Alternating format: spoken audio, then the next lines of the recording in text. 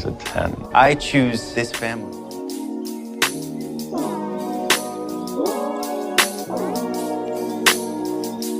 Hey guys, welcome to episode 175 of Now on Lone Star Roundup. I'm one of your hosts, Katie, and with me are my lovely co-hosts, Grace and EJ. Hello. Hello. Today, we'll be talking about Now in Nashville, Season 1, Episodes 13 and 14, titled Small Potatoes and Hard Knocks. These were some interesting episodes. As always, let's just get right to it. So starting out with episode 13. So we start out with Taylor and Blue carpooling, and not them being 20 minutes early and just making out in the car. And then of course, naturally Don sees them and it's just like my office. And so Can I just say I kind of forgot about them? I Not in a bad way. Not even in a bad way. I literally forgot that we had gotten there.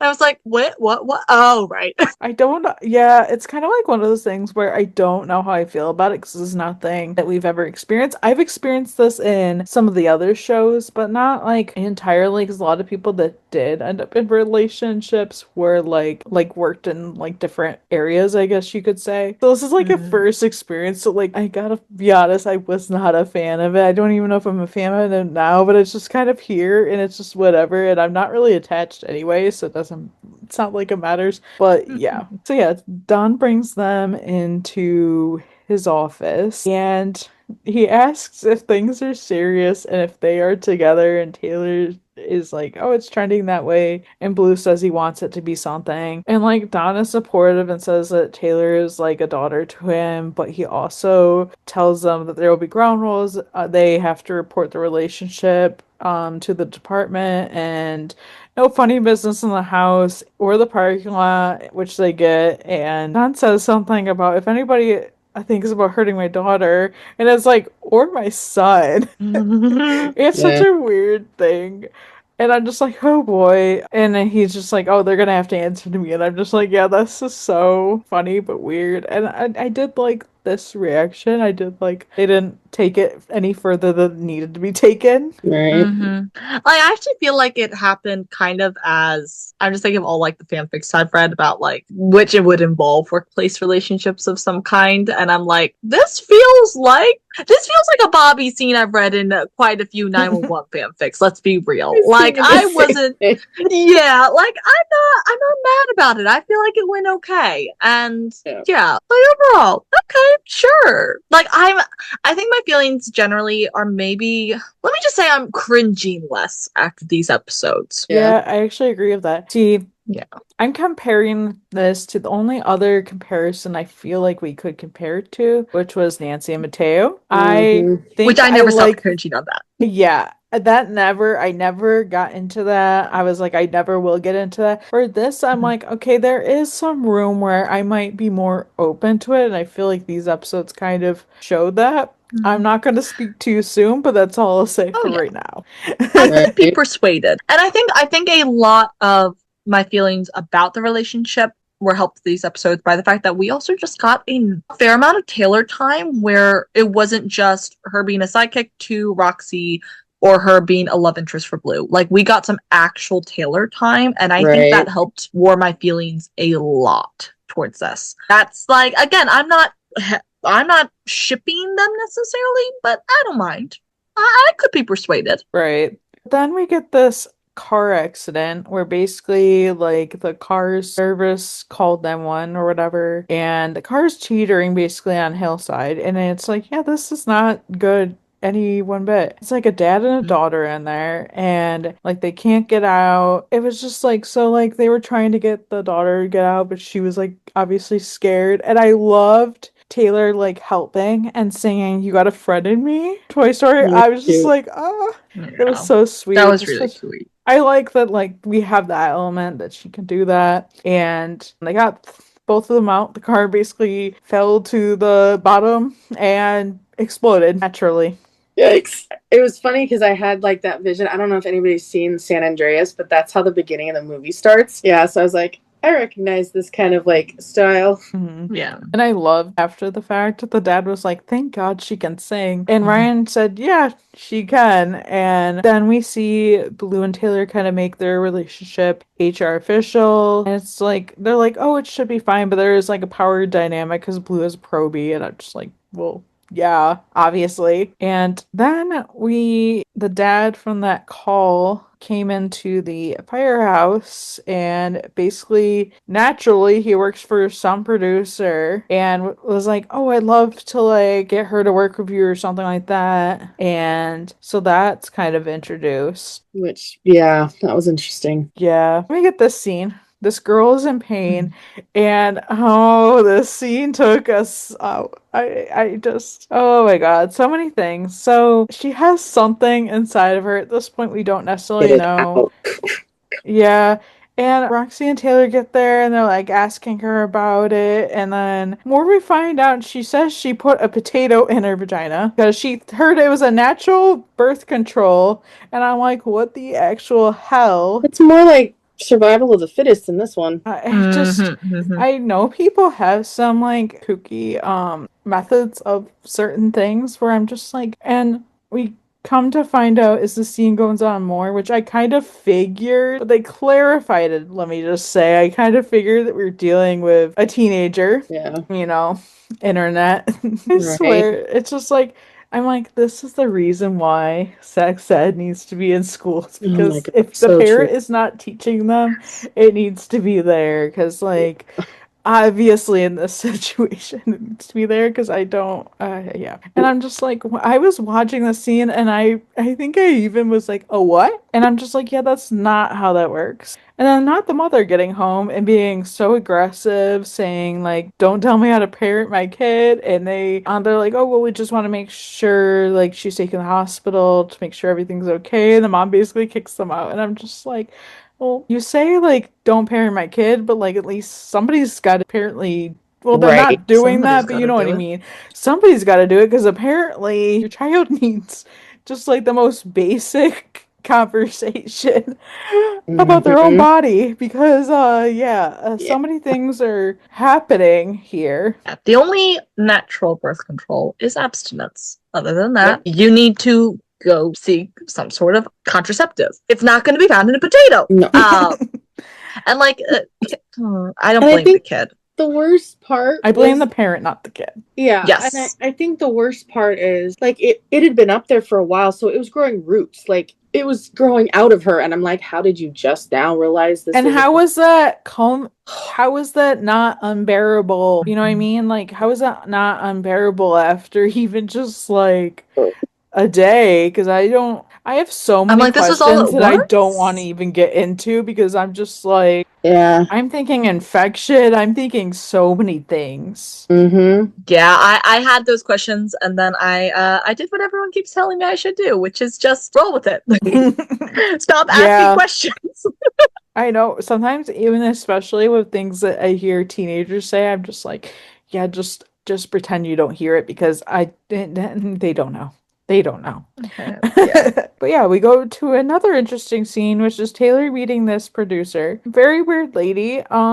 And Taylor was warned ahead of time because Cammy apparently was her assistant like years and years ago, and she was warned even by the guy that like she had some weird quirks about like, you know, not wearing certain colors and like different weird stuff like that. I'm like, yep, that sounds about right. Basically, she wanted Taylor to basically sing this weird jingle for what seemed like an energy drink marketed for kids, even though like not anyone under 18 should ever be touching anything like this. Right. That's what was on the side And of the of bottle of the course, container. she hates it. And it's just like the way this lady was like, oh, well, promise me you'll sing this. Like, don't tell me it's bad or don't tell me you don't like it. But it's like Taylor knows that if she sings this, it's going to be a hit. And that's what she's afraid about because obviously then you're endorsing this and Mm-hmm. it's not a good thing. And then right in the middle of this, Roxy is getting accused of performing medical intervention on a minor, and she's like talking to Don. It was like, oh, it was the potato kid that I was telling you about earlier. And so basically the lawyer, or this lawyer, whatever, says that like the parents are suing the city, and the city could sue Roxy, and yeah, it's this whole mess. And then we go to the hearing, and Roxy says she never found out the girl's age because she was in too much pain. I love how they were like just interrogating her, and I'm just like, it's just so stupid because I'm just like, do you actually hear what you're saying? Yeah. And then, the lawyer's also like interrogating the girls, saying, like, you didn't reveal your age on purpose because you didn't want your parents to know that you were having sex, basically. And well, yeah, I was just like, this episode was giving like conservative, and like I knew where this is going because I was just like, yeah, of course she didn't want her parents to know because her parents were just like, you could tell they were very pro-life, and Yeah. like that's where they were going with this. And I knew like the outcome. Essentially, I was just like, yep, I see what they're doing here. Like it was a matter of time where they touched something like this. And Yeah, like for sure. obviously that was why that was. Yeah, it's interesting because I've never really seen shows do a lot of the doctor on the paramedic team type of storylines. So I was wondering when something like this would happen. But then it makes me think about all the other times I've seen paramedics treating kids that are getting hurt in a car accident, and there's like 6 kids, hurt. Are you going to stop and ask their age every time? I'm like, right. And then the lawyer for the city was just like, she was not giving an inch when she first approached them about it. She was just like, well, and if you're lying, we could like sue you. I'm like, oh, okay, wow, don't even give the person you're employing at the benefit of the doubt. Golly. Right. I mean, yeah. I get it, but also she is the lawyer for the city, and the city True. does not have your best interests at heart. The city cares about a bottom line, the city cares about reputation, and it will cut its own employees to do that. That's how it works. So like I don't necessarily blame her because she was just doing her job. She does not have an investment towards this whatsoever. It's not like she was a station's personal lawyer or something like that. Like, yes, she was being harsh. I'll say that. But, like, I don't know. I thought the whole thing was a little on the ridiculous side. And these are hard situations when it comes down to laws for treating minors. Because sometimes you aren't able to tell, and you're supposed to specify when you're not sure. And the girl could have been anywhere from 16 to a young 20. Like, she kind of wasn't... There was an age. And... Yeah, there are rules, and some of them are kind of murky, and honestly, I wish there were better ones in place, but kind of is what it is. And also, they're only going to touch on these rules when they need a storyline like this. Yeah. So, and also in another sense of the whole, like, underage thing, I think if parents are going to come after people that are just trying to help these kids, like, you're guilty. Like, you must be guilty if you're going to come after them for giving them medical treatment. Unfortunately, people are very sue happy. Well, yeah, they that's what will I mean. find it. Because, like, they will. And bottom line, they did nothing. She could have died. Yeah. That's true. Yep, but that's the kind of thing where you have to... It's the kind of thing where you have to wait until the child is pretty much in critical condition. Yeah, to the point where medical intervention, or without medical intervention, would mean certain death. And that's also the kind of thing in some areas, like, you contact medical control and you tell them what's going on. And you get the clear. That way the doctor takes on the blame, not you. But, like, it's weird. Again, I went through a whole class, and we had a whole chapter, and I had this conversation multiple times. And I'll be honest, as a new EMT, I am still like, there are still some clarifications I need to make as I get out into the field. Right. Yeah. For what those mean. So, but it's a mess all over. Yeah. It is. Yeah. Like, then when it was brought up when Roxy was interrogated by the other lawyer, that like when she was a doctor back in the Bronx, she lost a woman because she had an aneurysm, and Roxy was distracted with insurance forms she misdiagnosed her, and like so nobody knew about this, and like Dawn was of course shocked by it, and then she moved to Nashville to become a paramedic and focus more on patients instead of looking at computers, which I thought this was a very interesting tidbit to learn because I always wondered like was she like, a doctor in Nashville and then she decided to just pursue being a paramedic, or I was wondering, and I want the backstory. I want the Begins episode because if we had to suffer Yeah. through a Todd Begins, I want an actually good Begins episode or the potential of one. This is like the next one I think I would really want because there are definitely characters in Nashville I feel like you can't really do Begins episodes for because I don't Yeah.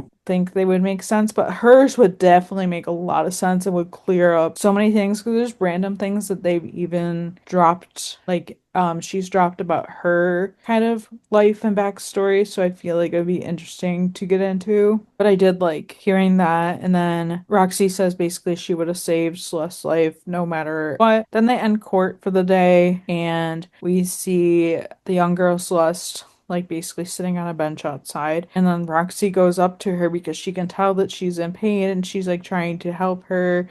And of course, the mother's like, oh, get away from her. And then after like talking to her, she kind of figures that she like is having an ectopic pregnancy and hmm she ends up being okay. They didn't really show much after kind of like just randomly seeing them in the hospital. Yeah, and I mean, honestly, the vibe I got was the girl had some very overprotective or overbearing, or even some very conservative parents, and didn't want her parents knowing that she was sexually active at a younger age than they wanted her to be, and she just was trying to hide it. Which is where this whole storyline. And initially, she didn't want anybody to come. She just wanted Cammy to tell her how to get it out. I was like, Yep. yeah. So I don't know. I kind of got the vibe that the parents had a wake up call. And yeah, that's how it should be. And then, we're kind of in the hospital and Roxy is like thinking, oh, that her days of like helping people are over. And then Dawn naturally gets a call finding out that basically the family dropped the soup, as they should. Yeah. And then, elsewhere Taylor decides like not to sing the jingle, and of course this lady turned on her and she's like, oh, I'll make the mission to make sure you never sing about Nashville. And I'm like, lady, you do not have that much power. I think you do, but you don't. I get that that's like a thing. Like, I'm not oblivious to the whole thing, but I'm just like, this is just like the drama that they're putting in here. So I'm just like, girl. And even like Cammy was just like, said she had a feeling that it was gonna go like that, so she had lined a gig up for Taylor, and it's like that at the hospital, and she's singing, and I'm just like, you know what? That's what they need. That's what they need. Yeah. But now on to episode 14. So we see Sam and Ryan going to therapy, and I'm just every time I see somebody going to therapy, my brain goes back to when Tarlos is in therapy, and I try to forget about that because oh my god, that was just such a hard thing to watch. But that's just I also usually just think about Frank Conley. right. But also, I will say, I was like, yay, we're getting Sam and Ryan content because, I don't know, I've been interested in their story. Yeah. I feel like this episode made me more interested in it, where I feel like I didn't really necessarily have a tie to it before this. I was just like, all right, they're like two average people, like whatever. But yeah. I was like invested I'm on Sam's side, but I want to see how they're going to reconcile obviously he's one of the main characters, then how they're going to want to reconcile him and not like make him into a complete douche. So I was like, okay, where's this going to go? And I agree that this episode did make it like more interesting. Like, I'm like, okay, like tell me more, maybe. Right. So yeah, they're going to couples therapy, and it's like they had like a task. Obviously, this isn't like their first session, so they had like I guess homework to like do different things that each of them likes, and like board games. Sam wanted to go to the zoo, but Ryan had to bail, and then the therapist said that they basically need to go on a vacation, and they were both like, oh well, it's a busy time of the year. And then she's like asking them like how, like, when have you been intimate? And this is so cringy, like watching this. I'm just like, All right. I get this is like a thing that comes up in couples therapy, but I was just like cringing this whole thing a Mm-hmm. little bit, just a little bit.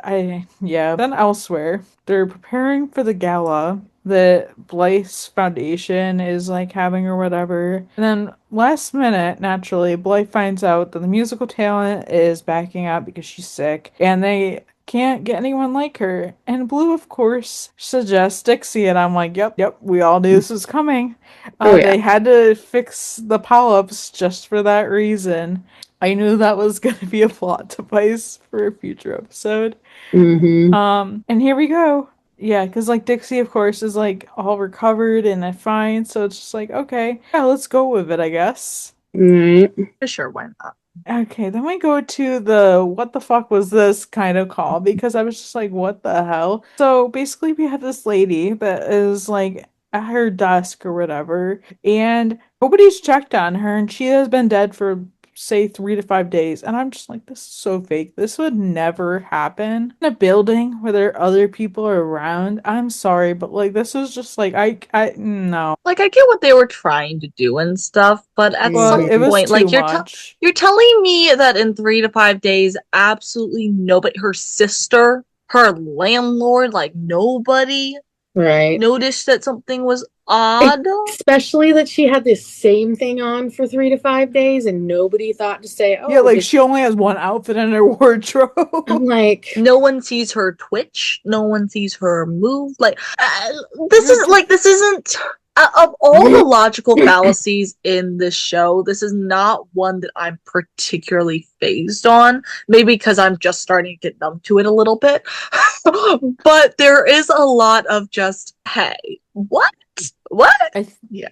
It's just like, and I'm just thinking about life-wise. Just say, hey, if I just didn't show to work for more than one day, I'm pretty sure like my coworkers be calling me. right. My bosses might be showing at my door, like being like, "What the hell?" So like the fact that nobody like checked in and they're like, "Oh yeah," just so many problems with this already. No one And noticed. Like, no one saw her get up to use the bathroom. Nobody saw like her she didn't have go everything in in or that out. Or room. Right. no, I understand they're like, oh, it's tax season. Like, I get it, a lot of overworked accountants and stuff, but like, really? Yeah, I just They noticed that she never twitched once. Like, I don't know. Yeah. And then I love this one lady asking, "Oh, is she gonna be okay?" It's been like almost a week, and you're asking if she's going to be okay. And so like Also, no accountant loves their job that much. Yeah. literally. I know. Right? I feel like I'm probably wrong. There's probably some accountant that like thinks they have the best job in the world, but like I feel don't know like that if that's you like what you're doing, everyone thinks they have the best job in the world. true. Which Can I picture guess liking anything involving math that much? No, but same, same. Whatever. So then they like get in and stuff, and not them essentially trying to move her body and it falling and then it pouring out, and then people are passing out, and Dude. I'm just like watching this scene like this is too much. I'm now that I'm speaking, this did remind me of that scene in season 1 of 911 with the guy that was basically like pretending to be, wasn't he pretending to be Buck? yeah, he was catfishing, and they found him in his trailer. Yeah. Yeah, that whole thing. That's a good point. Yeah. Okay, here's the thing, guys. I have a strong stomach. I do. The only thing that tends to get me is like vomit. But even then, I had a call where I was on a ride along where someone was vomiting. It didn't actually get me that much. This did turn my stomach. Like, I did actually. Yeah. This did make me feel really nauseous. Yeah. Yep. Well, And then Ryan got some in his mouth. Yeah, he's like, I think I would have hurled myself off the building if that happened. No, he's like puking in the plant in the corner. It was hilarious. Like, I feel bad for him because now he's gonna have to go through all the protocols and stuff. But I was like, I will say that was the bit that bugged me up. Yeah. That was the bit, like the dramatic fall and then burst, and then and I was like, oh, this poor lady. And then like Roxy was getting stuck to her skin kind of thing, and it's like, oh yeah, that made me cringe so hard. The lady they had to take the hospital, it's just like she needed like burr hole surgery, so like that was put Yeah. in there. Yeah. And not these I paramedics always winding up in the operating room. Yeah, I know. They're really just trying to get in their hours. And honestly, I actually found like I find the scenes of like Sam and like her job. I just find them so interesting. Maybe it's just like the medical Yeah. drama girl in me. I'm just like I love it. Like absolutely. So you know what? I was mad about That it. that that is something that I like. I will say it. That is something that I like about Nashville that neither Lone Star nor the OG have, and that is that we're getting a little bit more of the medical perspective from like the doctors. And yeah, it's just because Sam's a doctor and she's the wife of one of the main characters, but it's still like we didn't really get that except for like Penn's med school season storyline a bit. We haven't really gotten that. So like I will say I don't mind it. I'm cool with more. Right. Then we see Dixie and Blythe meeting, and not Dixie being like, if we met this much, we might start a book club. I literally laughed at that. I was just like, girl. And then even Blythe's like, oh yeah, yeah, you don't peg me as a reader. And she's just like, no. And it's like Dixie's like has Blythe to thank for this. She hates to admit it, but she sort of acknowledges it. And Dixie's like saying how she will sing depending on how she's treated. And I'm just like, girl. And she also mentions like she wants to like cut all these rules that were they had for keeping her away from like Blythe's family. Like Dixie's like, I want to throw Blue a birthday party and like I want his dad to be there and his brother. And she even says to Blythe, like, I guess you can be there too. And like I might invite you. And Dixie said, like, I know it's hard to believe, but I am human. And I'm like, honestly, sometimes I question it because, yeah. And, Dixie said that life follows her terms. She'll make the donors make it rain. And I'm just like, okay. And Blythe even says, like, if Dixie performed, she'll revisit the rules and they could even host Blue's birthday. And Dixie's like, at the manor, and she's like, I never thought I would see the day where I step foot in there. And Blythe's like, oh, I can't believe it either. I actually Yeah. like low-key love this scene. I was just like, it did something, and I was just like, okay. But then Sam and Ryan are at the hospital talking as she's like checking him out, and I'm like, yeah, this is definitely not how this should go, but whatever, we're just gonna disregard that. And so like she kind of convinced, or he kind of convinces her that they need to take a vacation. And I love them even planning it out and not her writing sex on the to-do list. And he's even like, maybe we don't have to write that one down because they're making this like to-do list of all the things they want to do. And it Nope, was, gotta throw it in the itinerary. yeah, gotta pencil it in. Um, Right.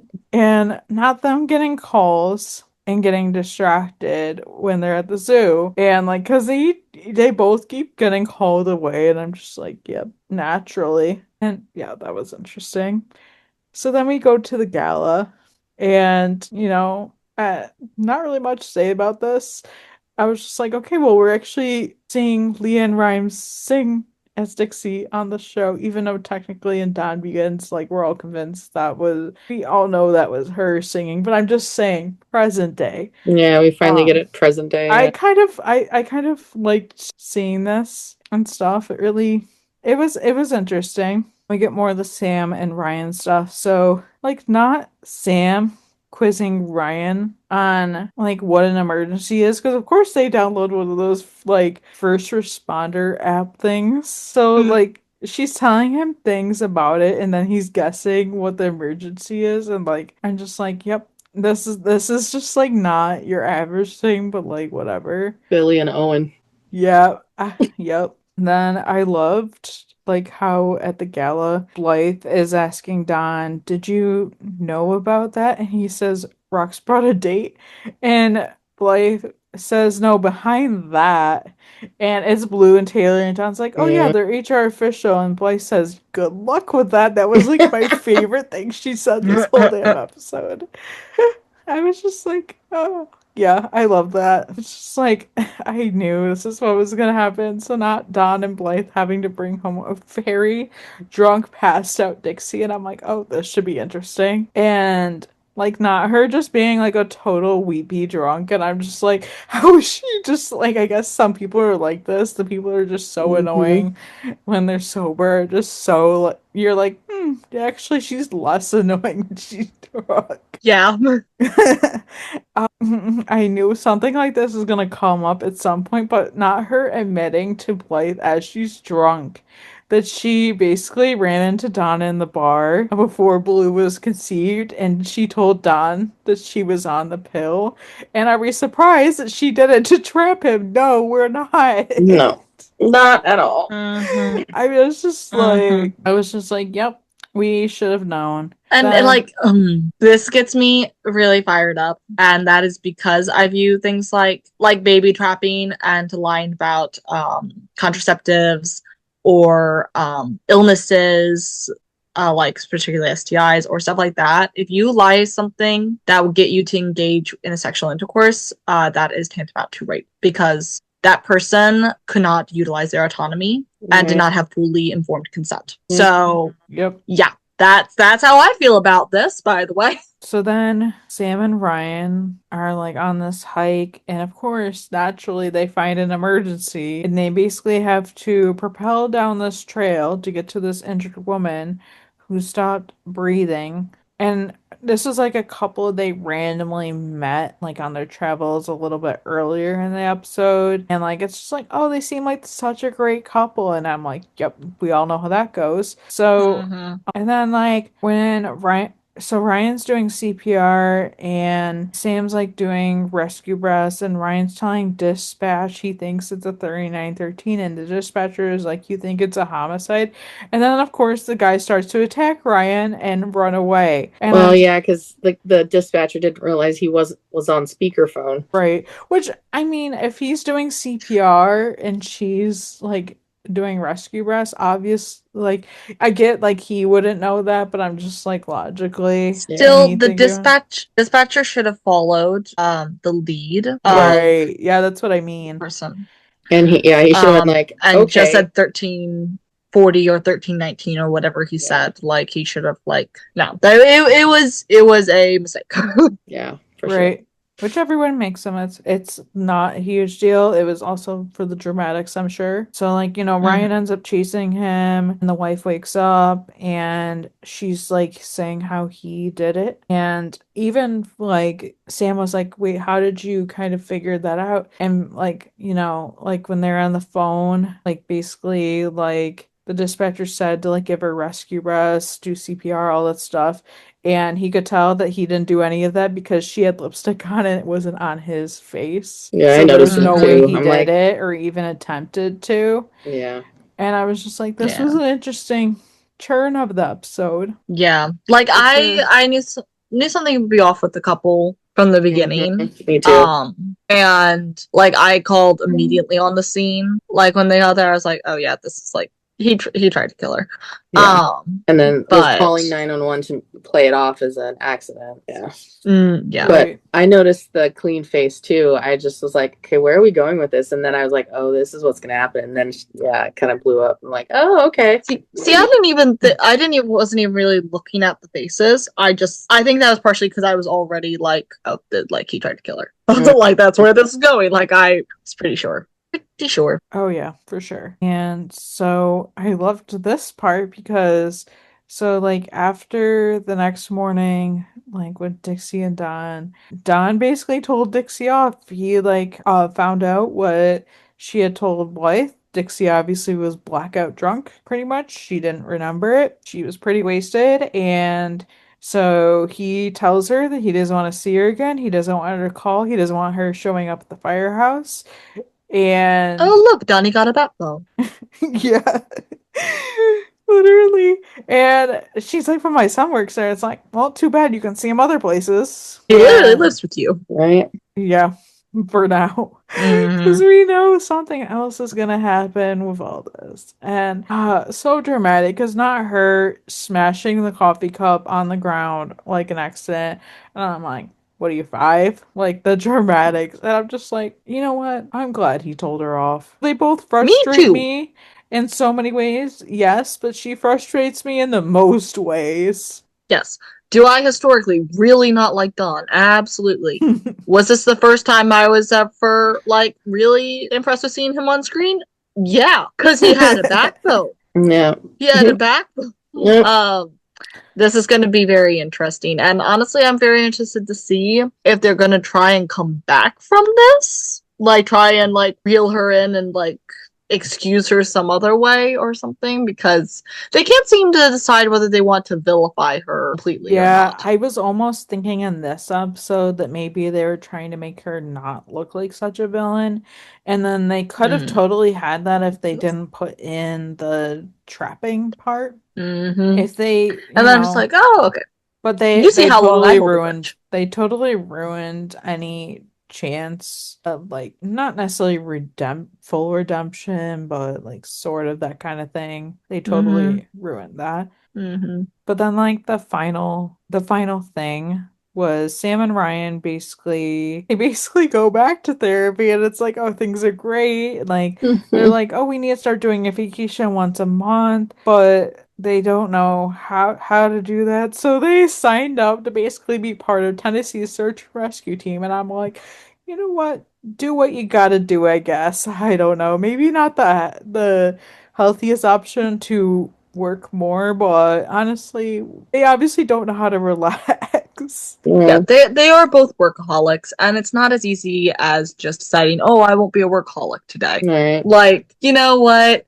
And also, like, I think a good thing to remember is that every couple is different. What works for one couple will not work for other couples. And Right. like, what does that whole idea of what like the couple from earlier in this episode was saying of like, oh, we don't talk about work and like I bet they don't we work in the same field. Yeah. oh Because, 100%. like, And also like we also see he tried to kill and has a suspicious death of an ex of a wife in his past as well. oh, yes, Like we're like that whole thing. I was like, but you see how that got them. Obviously not really related, but it's still Right. like, listen, don't compare your relate.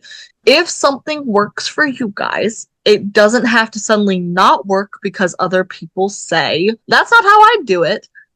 Is it good to listen to constructive criticism? Sure. And is it also good to make sure that like it isn't just another way you're self-sabotaging? Yes. Yeah. But like if that's how it goes, it's how it goes. Like right. if they're happy, cool. Right. And like couples therapy, like, they're just trying to guide you. They don't obviously know everything. Right. Like, it's just that's how it is. And yeah, like this is also like partially for them with work. It's partially because they work in like the similar field. So like obviously they're gonna have like that bond over wanting to just do something. Like be part of a rescue team. Like, you know what?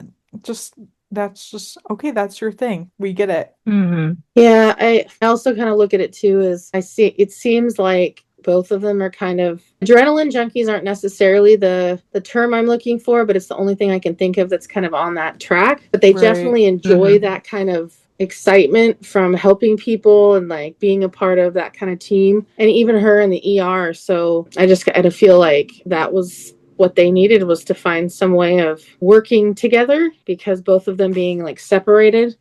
Him doing like firefighting and her doing the like hospital stuff. It wasn't that. So like it's gonna work. Yeah. Cool.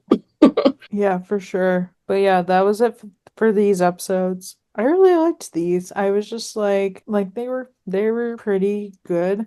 I did like, and I think we even mentioned this, that like the focus more on like Roxy and Taylor. I think that definitely helped these episodes because I feel like for essentially like the like 11, I'm just gonna say like 11 episodes not counting the crossover, I feel like they were very like kind of heavy on like Dixie, Blythe and Dawn, like in that whole drama.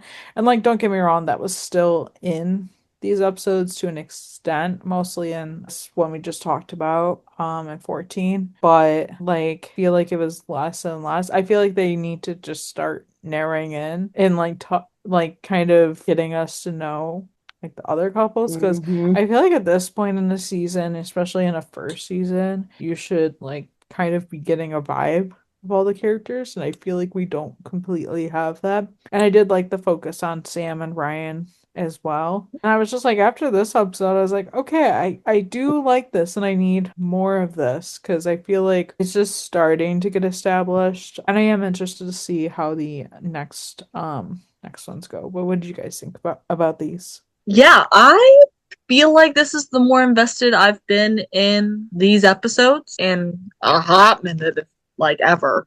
And I liked that it was really focusing on other cast. We were focusing Yep. on Roxy. We were focusing on Taylor. We focused on Sam and Ryan. Yep. And I really, really feel like that made these episodes. Were they Mhm. flawless? 100% no. But I feel like I enjoyed these on maybe the level of like, not to compare, but like a 9-1 like filler episode or like a general standard like non-committal storyline kind of thing. Like I actually enjoyed these. And I feel like if they did this formula where they're not just focusing on the whole Dixie drama all the time and like Don and his poor decisions and Blythe's money, if they just pulled back from that a little bit, I realize they make that such a huge part of these of the show, but like if they just kept like a real focus on the other characters as well, it would be a lot more interesting. And I really feel like they showed that in this episode. So Mhm.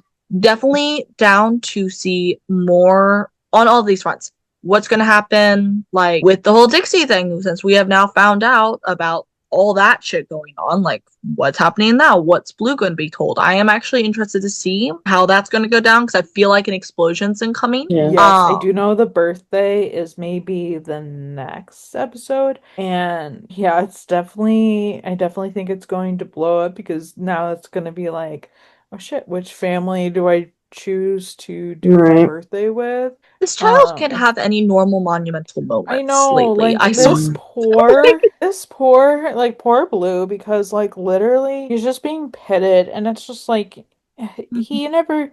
It's like you think him being an adult, he would get away from that because usually this is something that like parents like pit their children's when they're kids. Oh no, he's an adult fully being pitted. Yeah.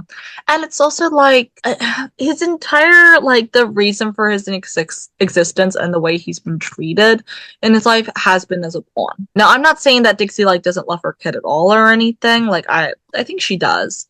But he existed to be a pawn. He was a baby trap and she used him as a pawn his entire life. So I just think this is going to be very interesting. And like Blue is a very like big-hearted, like kind of puppy dog-ish. And like if Buck's a golden retriever, he's like that lab hound dog cross that just looks at you with big eyes and like you're kind of betraying him every time you're not giving him a treat.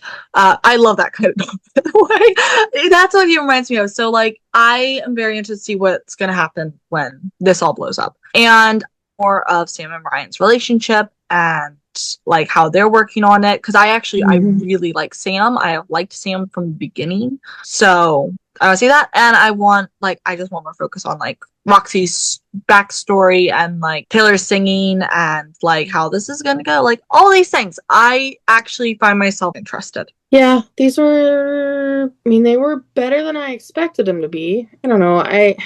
I did like that they were focused on other characters besides that primary like family drama of Blythe, Dixie, Blue, Ryan, Dawn. You know, I'm like, there are other characters, right? Sam, I didn't get a lot of investment initially from her because I didn't know, part of it is I didn't want to get attached to a character that might not last, because you know at the beginning we met her and she was finally, you know, handing divorce papers to Ryan, so I wasn't like, okay, are they getting a divorce, like what's happening, like, but I'm happy to see like them working on their marriage and their relationship, and I think this was a good episode, this most recent one, you know, figuring out like, oh, this is why we're like struggling, is because we're trying to do different things that they want to do for sure, but it just doesn't fit into their current chaotic life.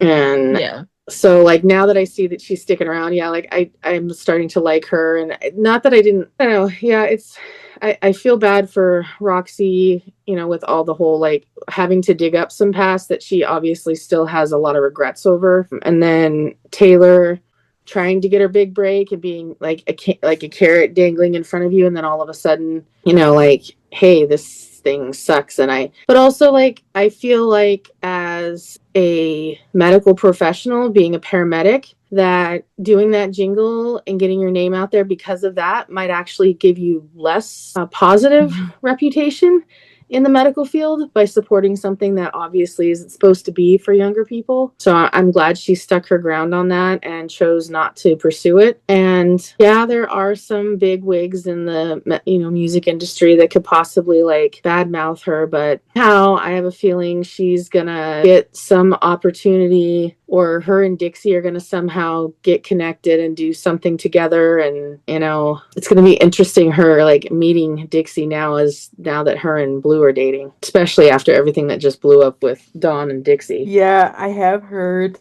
things and stuff all about that. That's going to put her in a really tricky situation as the girlfriend too. Right. Yeah, because she's, because Taylor's known Dawn a long time, and I mean, obviously he considers her like a child. Yeah, so I think they were pretty good. I mean, and I'm again like it's funny I'm gonna say it, but it's trending better than I expected to. But we still have a few episodes left in the season, plus a few that we haven't talked about yet. So we'll see. It might, they might surprise us. And I know they're already talking, like, there's some casting news that just came out recently, and I'm like, oh, okay. Like, because I know there was a question about, well, where's the cop? Like, isn't this 911? Like, where's our Athena or our, Carlos? Actually, I don't know. Like, I kind of sort of like that they don't have one. And I know they did, like, introduce, like, a small part in it, so that way if, like, cases come up. Well, at first it seemed like they weren't going to at all, but then there's like Taylor's roommate is one and stuff, which is fine. But I think like each show leans into their own thing, and I think obviously Lone Star and 911 both had that element, but I feel like Nashville's element might be the more medical side of things. I don't necessarily think that you need to like niche everything. True. But and it is gonna be interesting with the direction they are seeming to now sort of go in with that, because I don't really know why we need. I get like with Athena we had like the detective thing sort of on and off, but like I don't really see where a detective plays into Nashville besides stir up drama for maybe the personal lives. Right. So maybe it won't even be like much of a police storyline. We should just do a day in the life of the private investigator of Blind Stream. And all the shit that he's had to see. Anyway.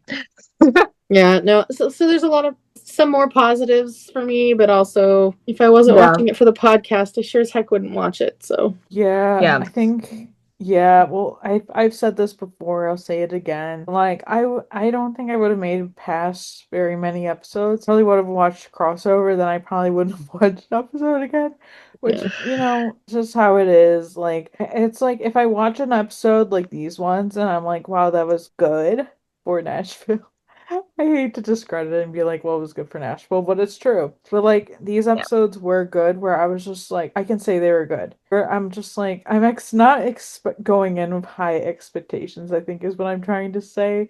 But like if an episode's good, I'm like, okay, well, I guess that's good. I don't feel like I need to bash my head in for spending 2 hours watching these. Yeah, like we've definitely.